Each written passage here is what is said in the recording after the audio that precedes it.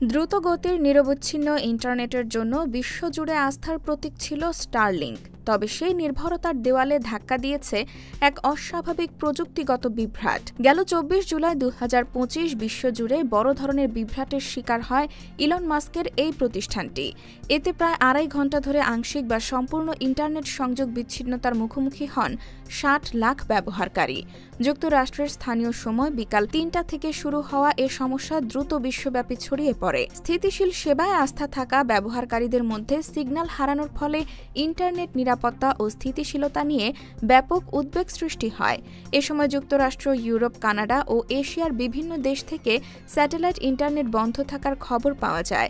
স্টারলিংকের network engineering বিভাগের vice president Michael Nicolas স্পষ্ট জানান, আমাদের কোর নেটওয়ার্ক চালিত একাধিক অভ্যন্তরীণ সফটওয়্যার সার্ভিস আচমকাই ব্যর্থ হয়ে পড়ে। এর ফলে রাউটিং ও সংযোগ ব্যবস্থায় চেইন রিঅ্যাকশন শুরু হয় এবং বহু ব্যবহারকারী ইন্টারনেট থেকে বিচ্ছিন্ন হয়ে যান। এদিকে ঘটনার কিছুক্ষণ পরই স্টারলিংকের প্রতিষ্ঠাতা ইলন মাস্ক এক্সে এই বিভ্রাটের জন্য দুঃখ প্রকাশ করেন এবং পরবর্তীতে এমন ঘটনার পুনরাবৃত্তি হবে না বলে আশ্বাস দেন।